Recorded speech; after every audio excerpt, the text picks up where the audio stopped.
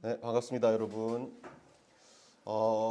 오늘은 우리가 고난주일로 섬기는 주일이기 때문에 우리가 지금까지 해왔던 그 창세기의 그 우리 믿음의 조상들의 이야기는 잠시 접어두고 이 고난의 주, 또 부활절의 의미가 무엇인지 좀 살펴보는 어떻게 생각하면 되게 중요한 내용을 가지고 오늘 예배를 드리겠습니다. 오늘 메시지 제목은 두 염소 그리고 십자가입니다. 그래서 이 제목으로 우리가 말씀을 나누도록 하겠습니다. 여러분, 왜 우리는 그냥 마음대로 하나님 앞에 그냥 설 수 없을까요? 왜 누구든지 우리 자신 또는 그냥 아무 불신자나 그냥 하나님 앞 갑자기 나가서 나 이제 오늘부터 하나님 앞에 그냥 나갈 거야. 왜 이렇게 할 수가 없을까요? 왜 예수님이 우리에겐 꼭 필요한 걸까요? 특히 예수님이 오시기 전에 그 구약 시대에는 왜 아무나 하나님 앞에 갈 수가 없었을까요? 우리가 이 질문에 대한 답을 좀 확실히 이해하지 못하면 우리는 사실 예수님이 지신 십자가를 제대로 이해할 수가 없습니다. 처음에는 그렇지 않았죠. 여러분, 우리가 창세기 2장까지 우리가 맨 처음에 우리가 메시지를 우리가 받을 때 기억하시겠지만 하나님은 인간을 하나님의 형상대로 지으셨고, 에덴 동산에서 기억하시겠지만 하나님은 인간 가운데 함께 계셨고, 심지어 세상을 하나님의 청지기로 맡기실 정도였으니까 엄청나게 가까운 관계였어요. 그리고 당연히 인간은 하나님 앞에 두려움이 없었습니다. 하나님은 원래 우리와 함께 하시기를 원하시는 분이었습니다. 하지만 인간의 불순종으로 죄가 이 세상에 들어오게 됐죠. 그래서 창세기 3장 8절에 보니까 그들이 그날 바람이 불 때 동산에 거니시는 여호와 하나님의 소리를 듣고 아담과 그의 아내가 여호와 하나님의 낯을 피하여 동산 나무 사이에 숨은지라. 선악과 그 사건 이후로 이제 아담과 하와가 하나님이 오는 소리를 듣고 숨었어요. 그러니까 선악과의 사건은 사실 모든 것을 바꿔놓았다는 걸 우리가 알 수 있어요. 사람이 하나님을 피하기 시작했고 두려워하기 시작했습니다. 우리 다 다른 내용이지만 죄는 단순히 나쁜 행동이 아니에요. 나쁜 행동은 죄의 결과입니다.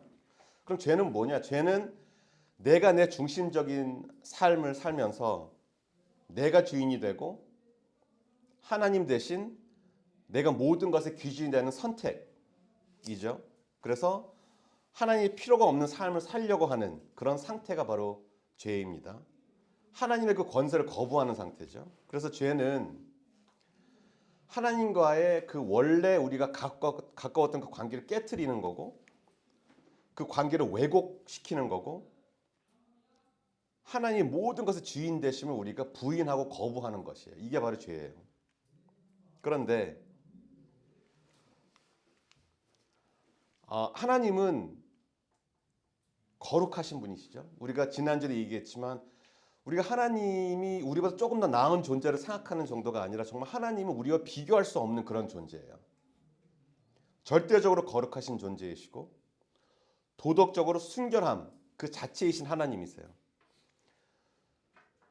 그런데 그러니까 조금 전에 말씀드린 대로 하나님의 그 절대적인 거룩하심, 그 순결함을 인정하지 않는 것은 마치 빛을 인정하지 않는 어둠과 같아요.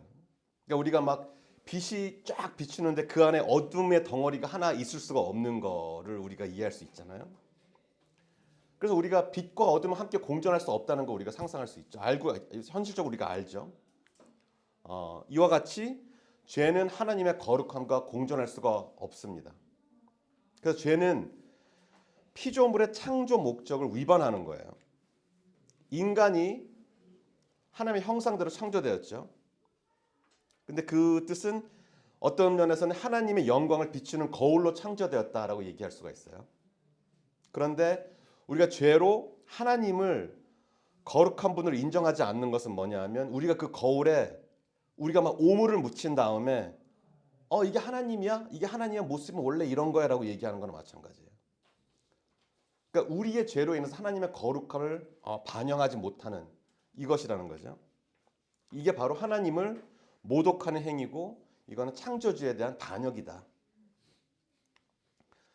수술실을 생각해 보면 왜 수술실에는 아무나 들어갈 수가 없을까요? 왜냐하면 조금의 오염도 들어가면 그 환자가 죽을 수 있기 때문이죠. 나 이런 유명 의사인데 나 그냥 들어갈래. 아니면 내 되게 친한 분이 수술 받으니까 나 그냥 들어갈래. 이렇게 해서 못 들어가는 게 수술실의 잘못이 아니에요. 수술실 나빠서 못 들어가는 게 아니라 오염이 문제인 거죠. 똑같은 거라고 생각하시면 될 것 같아요. 하나님 우리를 밀어내는 것이 아니라 우리의 죄가 하나님과 함께 할 수 없게 만드는 것이라는 것을 우리가 기억해야 돼요. 그래서 선악과 사건 이후에 인간은 하나님께 가까이 갈 수가 없었습니다. 그리고 구약에서 우리가 보면 하나님이 인자하실 때 사람은 가까이 갈 수 없었다는 거 구약에 계속 나오는 거 우리가 읽을 수 있어요. 그래서 출애굽을 한 뒤에도 시내산에서 모세가 십계명을 받을 때 이스라엘 민족을 모두 그 산 주변에 못 갔다고 얘기해. 무서워서 벌벌 떨었어. 하나님 음성만 들어도 너무 무서워서 그냥 납작 엎드리고, 심지어 모세도 처음에 하나님 만났을 때도 그렇고 선지자들도 다 마찬가지예요. 하나님의 임재 앞에서는 모두 땅에 납작 엎드렸어요. 근데 그게 예의를 지키는 게 아니에요, 여러분. 그러니까 제가 봤을 때는 죄인으로서 하나님의 그 거룩함 앞에 다가갔을 때 그 죄인의 몸과 마음과 영이 스스로 그냥 반응을 하는 거로 저는 생각을 하거든요. 그냥 나도 모르게 정말 깜짝 놀라서 이렇게 넘어지는 사람들이 있는데 이런 약간 반응이 아닌가 싶어요. 왜냐하면 거룩하신 하나님 앞에 죄 있는 인간은 설 수 없기 때문에. 자, 그러면 하나님을 우리를 포기하셨을까요?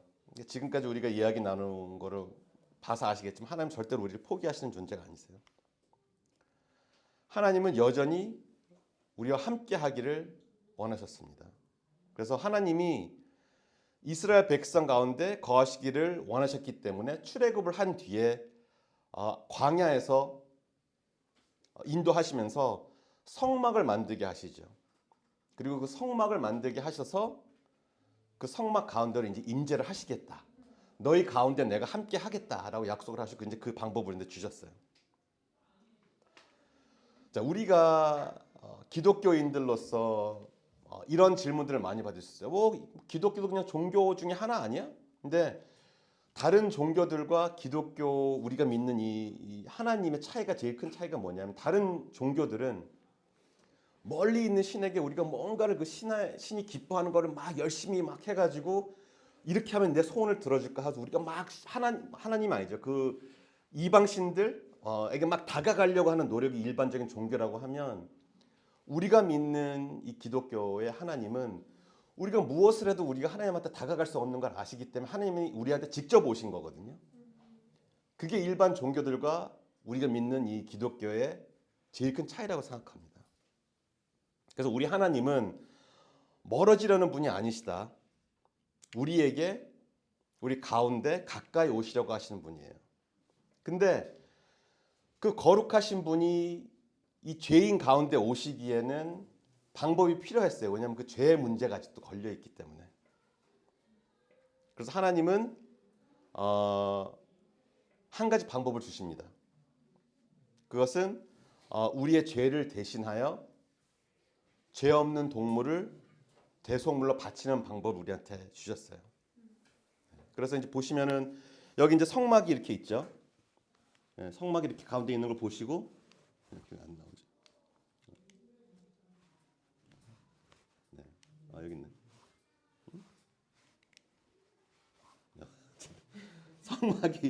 성막이 보시고, 여기에 이제 보시면은 성막 바로 앞에 이렇게 번제단이 있어요. 네. 그래서 성막 앞에는 하나님이 임재하신 이 거룩한 장소에 오려면은 반드시 번제를 드리고 와야 된다라는 게 상징적으로 볼 수 있죠. 자, 속죄 없이는 성막에 다가갈 수 없는 구조로 만들었어요. 자, 그러면은 이 번제단에 어떤 제사를 이렇게 드렸었나 한번 볼까 봐요. 제사의 종류가 여러 가지가 있어요. 첫 번째는 번제예요. 영어로는 burnt offering이라고 하는데 우리 속죄를 위해서 매일 아침 저녁으로 매일 드리는 이 앞에서 그런 제사가 있었고 속죄제 sin offering이라고 그러는데 우리가 모르는 상태에서 범죄를 하는 것, 죄를 짓는 것들, 계명을 어기거나 우리가 부정하게 되는 이런 죄를 씻기 위한 속죄제를 또 드려야 됐었고요. 속건제 guilt offering이라고 하는데 이것은 이웃의 재산에 손을 끼쳤거나 뭐 이런 것에 대한 배상을 함께 드리는 제사예요. 화목제 fellowship offering이라고 하는데 이거는 하나님과 화평을 누리고자 하는 그런 감사, 서원을 하는 것을 이행하거나 뭐 그다음 내가 자원해서 드리는 그런 제사 이런 여러 제사의 종류가 있었어요. 또 그것뿐만이 아니죠. 특별한 절기와 또 경우에 또 제사를 드려야 돼요. 대속죄일 오늘 우리가 얘기 나눌 건데 1년에 한 번 있는 대제사장이 자기 자신과 온 이스라엘 백성의 모든 죄를 사함받기 위해서 지성소에 들어가는 날 또 엄청난 큰 제사를 드리고 또 제사장 위임식이나 성막을 봉헌할 때 또 제사를 드리고 부정함이 다 씻겨서 나갔을 때 율법상 부정해야 되는 상태에서 청결해질 때 그때 또 제사를 드려요. 근데 결론적으로 우리가 만약에 레위기 시대에 살았다면 동물 제사는 죄를 범했을 때, 정결의식이 필요할 때, 절기를 지킬 때 매일 한 번씩 번제를 드리죠. 감사할 때도 하고. 그러니까 레위기 시대 때는 동물로 태어났으면 정말 이게 아주 고달픈 시대였을 거예요. 너무나 많은 동물들이 희생이 돼야 됐으니까. 왜 이렇게 많은 동물들이 희생을 당했나요?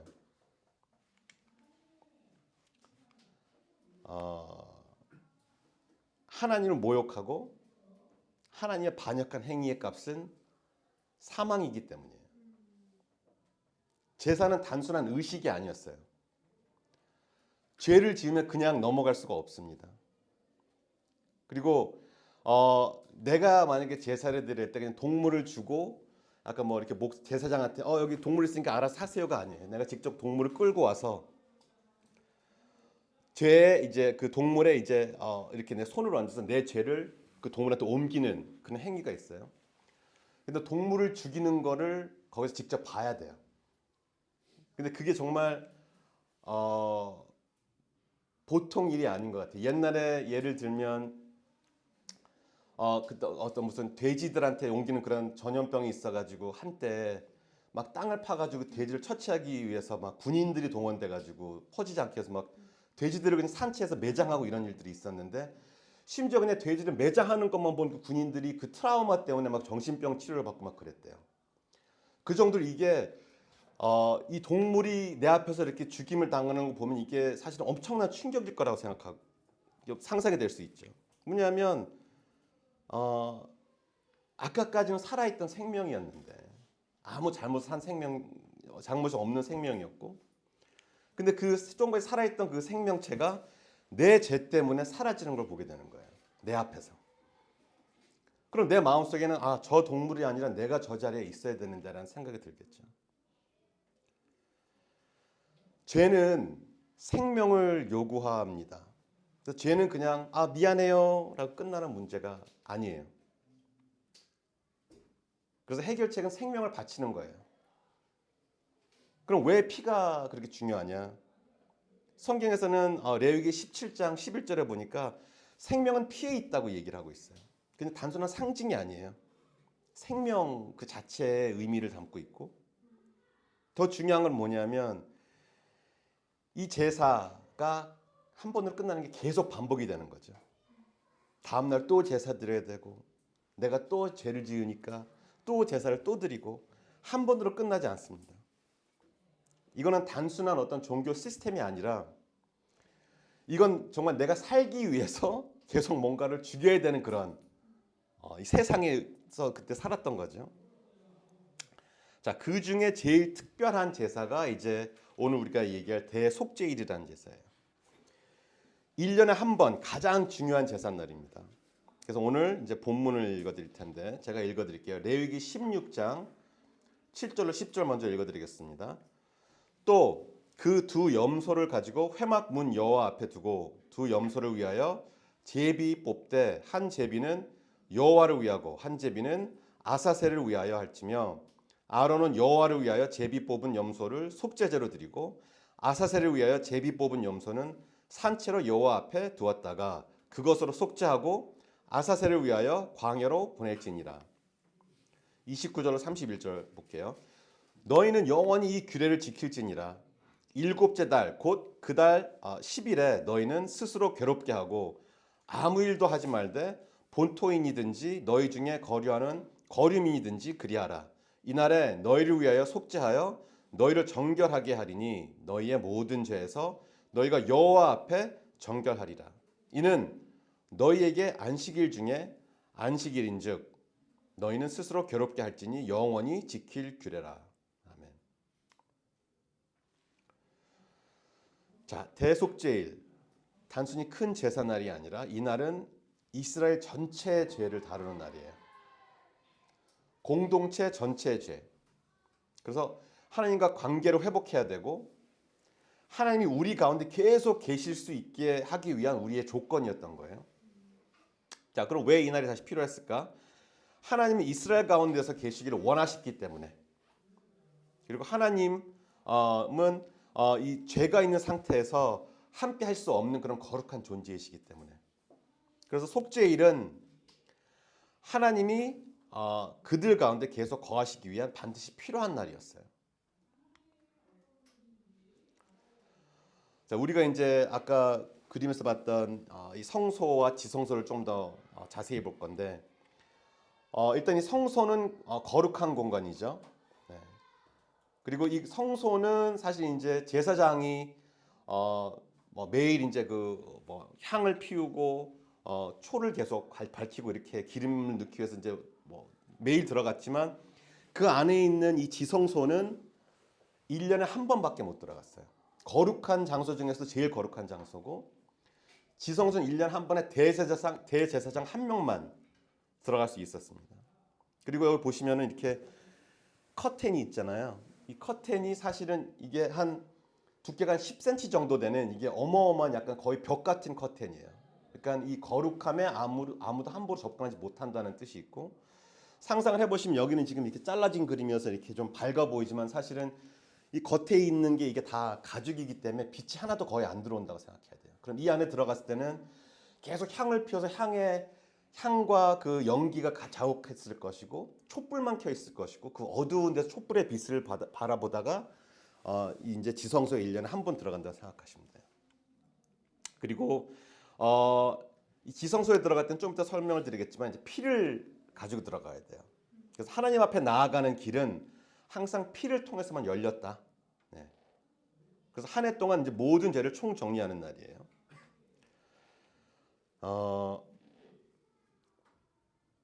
근데 이렇게 속죄인은 하나님과 함께 살기 위해서 반드시 필요한 날이었다. 그리고 그날은 특별히 다른 제사와 제삿날과는 달리 두 염소를 선택하게 됩니다. 한 염소는 아까 말씀드렸다시피 죽고 한 염소는 살아서 밖으로 내보내지는데 첫 번째 염소는 죽임으로써 죄값을 지불하는 거예요. 이 염소는 죽고 우리가 아까 얘기했다시피 죄는 반드시 그 값을 요구하기 때문에 염소가 이스라엘 민족을 대신해서 죽고 그 죄값을 지불하는 것이죠. 두 번째 염소는 밖으로 내보내는 거예요. 그거는 뭐냐면 죄를 제거한다는 거거든요. 이 염소는 모든 죄를 짊어지고 광야로 이렇게 사라집니다. 그래서 이거는 되게 뭔가 이렇게 그럼 죄가 그냥 여기에 그냥 이렇게 옮겨가지고 그냥 멀리로 편하면 되게 간편하고 편하네. 그래서 없어지네. 이렇게 해석하면 안 되고요. 여기서 우리가 되게 중요하게 생각할 포인트는 뭐냐면 이 염소 또는 무엇 또는 누군가가 나 대신 내 죄를 실제로 짊어져야 된다는 거예요. 그리고 아까 아사셀은 궁금하실지 모르는데 이제 그 아사셀의 그 어원은 속죄 염소를 뜻하기도 하지만 또는 황량한 장소 또는 광야에 사는 어떤 악령의 이름이기도 해요. 그래서 이제 광야로 내보내서 아사셀한테 보낸다 이렇게 얘기하고 있어요. 중요한 거는 죄는 두 가지가 다 해결돼야 된다는 거예요. 그냥 없어지는 게 아니라 반드시 죄에 대한 값이 지불돼야 되고 또 완전히 그 죄가 제거돼야 됩니다. 그래서 지금 말씀드린 아까 그 성소 안에 어두운 성소 안에 들어가서 그 촛불과 향을 지나 이제 대제사장이 1년에 한 번 지성소로 그 두꺼운 커튼을 통해서 들어간다고 생각해 보세요. 어두운 두꺼운 커튼을 들고. 그럼 이제 안에 이렇게 언약궤가 있어요. 그 안에는. 그래서 이제 염소를 풀어주고 그 첫 번째 염소를 죽인 다음에 그 피를 들고 담아서 이제 이 지성소 안에 들어가서 언약궤 앞에 갑니다. 언약궤 위에 보시면 이렇게 위에 덮개가 있죠. 이거를 속죄소 또는 영어로는 mercy seat라 그래요. 자비석이라고도 하고 여기가 바로 하나님이 임재하시는 곳이라고 얘기를 하고 있어요. 히브리 언어는 카포렛이라는 건데 말 그대로 어원은 그냥 뚜껑, 덮개 이런 뜻이거든요. 언약궤를 덮는 역할을 하지만 사실 이 안에 또 있는 이 안에 뭐가 들어있죠? 십계명이 들어있잖아요. 모세가 받은 십계명을 율법을 덮기도 하는 걸 상징해요. 그리고 대제사장은 아까 그 첫 번째 죽인 염소의 피를 이 뚜껑 위에 뿌리는 거예요. 하나님 계신 그 위에 자리에. 자, 그러면 이게 하나님이 위에서 그걸 내려다 본다고 생각해 보세요. 언약궤를. 맨 아래에는 율법이 있어요. 그리고 그 율법은 인간의 죄를 고발하고 있어요. 근데 율법을 내려다 보시는데 그 위에 피를 뿌리는 거예요. 덮개. 그러니까 하나님이 보시기에는 피로 그 율법에 대한 죄를 덮었다라고 보이시는 거거든요. 그래서 그 피의 값이 우리의 죄를 덮어준다. 그래서 우리는 하나님의 심판 대신 용서를 받는다라는 이제 이런 상징적인 의미가 있습니다. 근데 문제는 뭐냐면 이게 계속 반복된다는 거예요. 다음에 또 속죄일이 다가오고 또 제사를 드려야 되고 왜냐하면 죄는 계속 인간은 질 수밖에 없는 존재들이기 때문에. 그래서 여기 핵심은 이 시스템은 그때 당시에 예수님이 오시기 전에는 이스라엘 민족들이 하나님과 같이 거하기 위해서 필요했던 시스템이었지만 이 시스템은 죄를 끝내는 것이 아니라 죄가 끝나지 않는다는 것을 보여주고 있다고 이해하시면 될 것 같아요. 이 시스템으로 절대로 죄가 끝날 수가 없다라는 것을 보여주고 있다는 것을 우리가 알아야 되는 거죠. 그래서 사실은 이 시스템을 개선하기 위해서는 누군가가 필요한 겁니다, 여러분. 그렇기 때문에 예수님이 오신 거예요. 우리가 이제 고난주인데 왜 예수님이 십자가에 달리셔야 했을까요? 예수님은 두 염소가 상징한 것을 다 이루셨어요. 예수님은 첫 번째 염소가 상징한 대로 우리 대신 죽으시면서 우리의 죄값을 치르셨습니다. 그리고 두 번째 염소가 상징한 대로 우리의 죄를 완전히 짊어지시고 가져가셨습니다. 우리의 죄가 없어진 게 아니라고 아까 말씀드렸죠. 실제로 그 죄를 대신 짊어지신 거예요. 그래서 우리가 이제 신약에 보면 예수님 십자가에 못 박히시기 전에 이제 기도를 하세요. 그러면서 기도하실 때 가능하시다면 이 잔을 내게 지나게 하옵소서라고 얘기하는데 우리는 보통 그거를 그 다음날 십자가에 달리시면 너무나 고통스러우시니까 그 고통 때문에 그럴 거라고 상상할 수 있는데 사실은 이 잔을 내게 지나게 하소서의 그 잔은 하나님의 진노를 얘기하는 거거든요. 그래서 특히 이제 우리가 요한계시록을 보든지 선지서를 보면 항상 하나님의 그 잔은 하나님의 진노를 표현한 거예요. 그래서 예수님이 이 잔을 제게 지나게 하소서라고 기도했던 거는 뭐냐면 예수님이 두려웠던 거는 그 육체적인 그 고통보다 인류의 모든 죄를 예수님이 짊어지시고 그 짊어진 상태에서 아까 말씀하셨죠? 죄가 있는 자는 하나님의 거룩함에 공존할 수 없다. 하나님과 관계가 단절되는 그 순간 제일 두려웠던 거예요. 예수님은.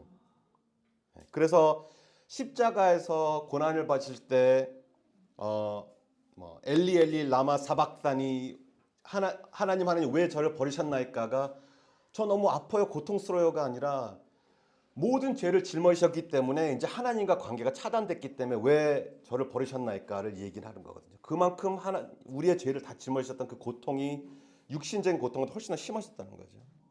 하나님의 진노를 받고 하나님의 단절의 그 고통에 대한 이제 고백을 하신 거예요. 하지만 예수님이 그렇게 하셔야만 이 속죄가 한 번으로 끝날 수 있었습니다. 자, 다시 한번 얘기할게요. 구약의 제사가 반복되었던 이유는 세 가지 한계가 있었어요. 첫 번째는 제물의 한계. 짐승의 피는 인간의 죄를 근본적으로 없애지 못합니다. 아까 말씀드린 대로 임시적으로 그냥 덮어주는 역할만 할 뿐이에요. 두 번째는 효력의 한계가 있어요. 그렇기 때문에 죄를 지으면 또 제사를 드려야 돼요. 그 다음 날도 드려야 되고 또 제사 드려야 되고 끝나지가 않습니다. 세 번째는 중보자의 한계예요. 대제사장도 사람이기 때문에 대제사장도 죄인입니다. 그래서 자기 죄부터 먼저 해결을 해야지만 이스라엘 민족을 대신해서 이런 속죄 제사를 드릴 수 있어요. 그리고 그 대제사장은 결국 죽어요. 영원히 사는 사람이 아니에요. 그렇기 때문에 직무를 계속 수행할 수가 없었죠. 그래서 이 시스템이 죄를 끝내는 것이 아니라 죄가 끝나지 않은 것을 보여준다는 것을 다시 한번 증명하는 것이고, 그래서 이것은 죄 문제를 해결할 실체가 아니라 앞으로 올 아니면 우리에게 필요한 진짜 해결책을 그림자로 나타내주는 그런 모형이었습니다. 그래서 누군가가 필요하죠. 그 누군가가 이제 예수님이죠. 예수님의 십자가 왜 한 번으로 끝냈을까요? 첫 번째, 완전한 제물. 예수님은 죄가 없는 하나님의 아들이세요. 그리고 짐승이 아닌 자기 자신을 제물로 드리시는 분이셨어요. 그래서 그 가치가 무한하다.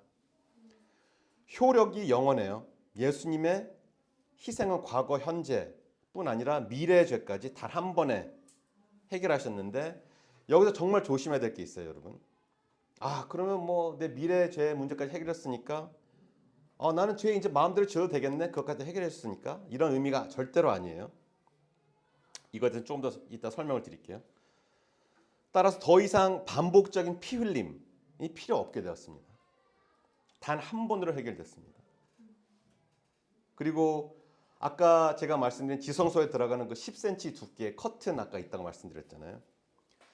예수님이 십자가에 죽으시는 순간 성경에 의하면 그 커튼이 찢어졌대요. 10cm 넘는 커튼이 찢어지지도 않는 거지만 더 좀 기이한 거는 뭐냐면, 이렇게 높은 곳에 매달려 있는 커튼이 찢으려면 밑에서부터 위로 찢어야 될 텐데 이 커튼은 위에서부터 밑으로 찢어졌대요. 이렇게 예수님 죽으실 때. 이거는 하나님이 하셨다는 거죠. 그러니까 예수님이 죽으심으로 이제 지성소에 들어갈 수 있는 그 길이 이제 열렸다. 이제 거룩한 곳으로 우리가 예수님의 그 십자가의 사건을 힘입어서 우리도 이제 하나님 앞에 나아갈 수 있다라는 것을 하나님께서 이제 보여주시는 거예요. 그리고 이거에 대해서 히브리서 10장 12절에 이렇게 말하고 있어요. 그리스도는 죄를 위하여 한 영원한 제사를 드리고 하나님 우편에 앉으셨다고 기록합니다. 한 번의 제사를 영원히 남기시도 드리시고 이제 모든 일을 다 끝나셨기 때문에 이제 앉으셨다. 그래서 우리에게 새로운 살 길을 열어주셨다. 예수님이 죽으실 때 말씀대로 성소 휘장이 찢어졌고 누구나 이제 하나님 앞에 직접 예수님의 그 십자가의 그 죽으심 그리고 이제 나중에 부활하심을 통해서 우리가 나갈 수 있고, 더 이상 짐승의 피가 필요 없는 거죠. 더 이상 반복이 필요 없습니다. 예수님이 단 한 번으로 완전히 해결됐습니다. 자, 그러면 우리가 이제 질문 하나 생기죠. 자, 우리 죄 문제 다 해결됐는데 이제 마음대로 살면 되겠네.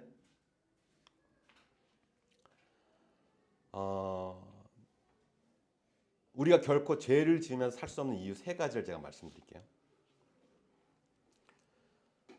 우리가 받은 것은 면죄부가 아니에요. 사랑의 관계입니다. 예수님은 우리의 죄의 벌금만 대신 내주신 그런 사건이 아니에요. 십자가 사건이라는 거.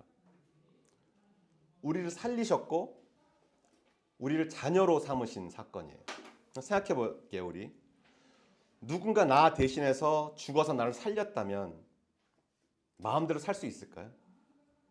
그렇다면 우리는 사랑을 모르는 거죠. 두 번째는 뭐냐면 신분이 바뀌었다. 하지만 우리의 삶은 그 바뀐 신분을 이제 따라가야 된다. 그 과정이 필요하다는 거예요.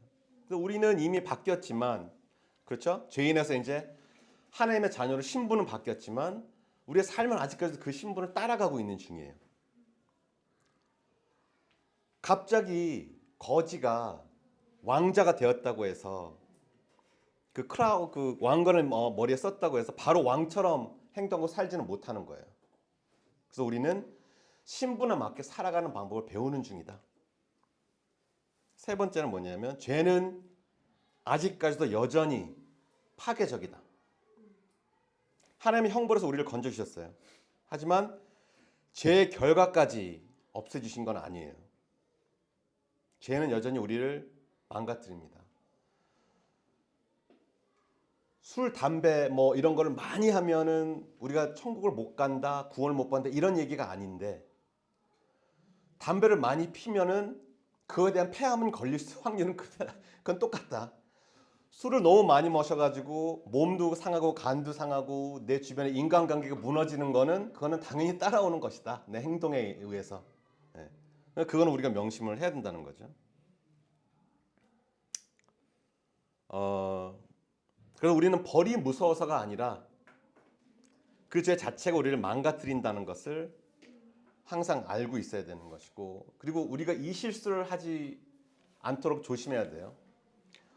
우리가 자만 속에서 교회를 다니면서 열심히 예배를 드리고 성경을 열심히 읽고 뭐 기도를 열심히 한다고 해서 우리가 감당할 수 있는 죄가 있다고 착각할 수 있어요. 나는 사람을 때리지도 않고 훔치지도 않고 죽이지도 않는데 이런 정도 죄는 뭐 내가 감당할 수 있어. 이거는 정말 오만입니다. 이만큼의 틈을 주면 그 틈으로 흘러들어서 그 죄는 자라고 내 인생에 다른 부분까지 영향을 주고 분명히 나를 붙잡고 흔들려고 할 거예요. 그래서 무조건 멀리서 죄가 오는 게 느껴지면 도망가야 됩니다. 그거를 이 정도는 내가 감당할 수 있어. 내가 감당할 수 있는 죄는 없다는 걸 꼭 명심했으면 좋겠어요.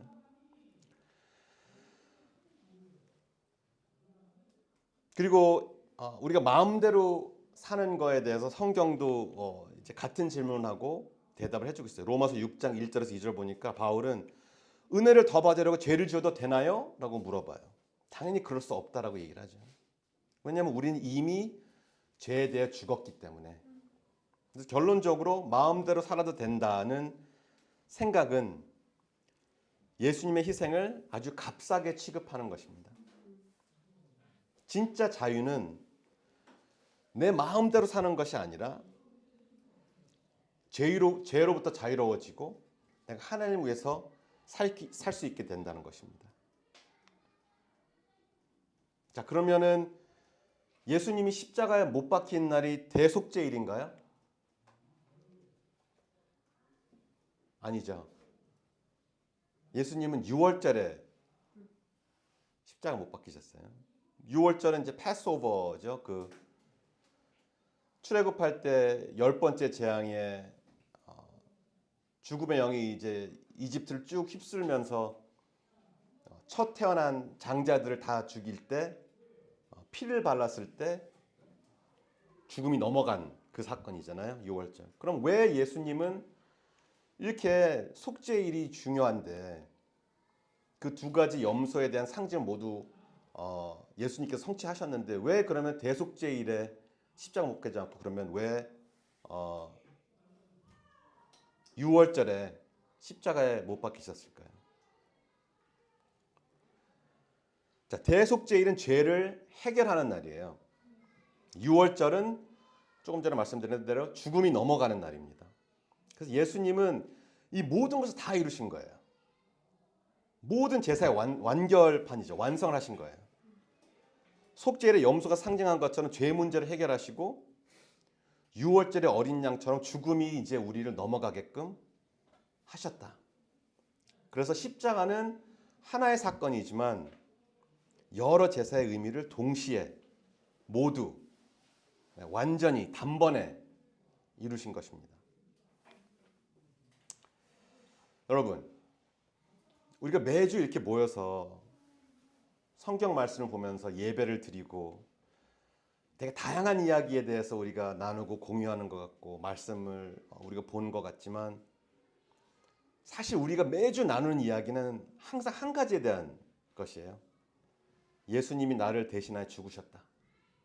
매주 우리는 이 얘기를 나누고 있는 거기 때문에 오늘 이야기가 정말 중요한 이야기고 오늘 우리가 이 사실을 다시 기억하고 한 주간 이 사실을 계속 떠올리고 여러분 평생 어디에 있던 어떤 상황을 마주하던 이것 한 가지를 떠올리시기 바랍니다. 예수님이 나를 대신하여 죽으심으로 나는 하나님 앞에 설 수 있는 사람이 되었다. 예수님이 나를 대신하여 죽으심으로 나는 하나님 앞에 설 수 있는 사람이 되었다. 여러분 이거는 선택이 아니에요. 이것이 없으면 우리는 하나님 앞에 설 수가 없습니다. 이거는 정말 당연한 게 아니에요, 여러분. 그래서 십자가는 필요했던 것이 아니라 반드시 필요했던 것이며 지금도 우리 모두에게 필요한 것입니다. 우리 기도하겠습니다. 하나님 아버지, 오늘 말씀을 통해 우리가 얼마나 큰 죄 가운데 있었는지 그리고 그 죄가 얼마나 무거운 문제인지 보게 하시니 감사합니다. 우리는 종종 죄를 가볍게 여기고 그저 실수처럼 생각하며 살아갈 때가 많습니다. 하지만 오늘 그 죄가 생명을 요구하는 문제였다는 것을 깨닫게 하시니 감사합니다. 하나님, 우리가 있어야 할 자리에 예수님이 대신 서셨다는 사실을 잊지 않게 하여 주옵소서. 수많은 제사가 반복되어도 해결되지 않았던 죄를 예수님께서 단 한 번의 십자가로 완전히 해결하셨음을 우리 마음 깊이 믿게 하여 주옵소서. 주님, 십자가를 볼 때마다 죄를 가볍게 여기지 않게 하시고 동시에 우리를 향한 하나님의 사랑을 더 깊이 알게 하여 주옵소서. 우리가 더 이상 정죄 가운데 사는 사람이 아니라 이미 용서받은 자로서 살아가게 하시고 그 은혜 안에서 하나님을 사랑하며 살아가게 해 주옵소서. 이번 한 주 고난주를 지나며 예수님의 십자가를 더 깊이 묵상하게 하시고 그 사랑을 잊지 않는 삶을 살게 해 주옵소서. 감사드리며 우리의 죄를 대신 지신 예수 그리스도 이름으로 기도드립니다. 아멘.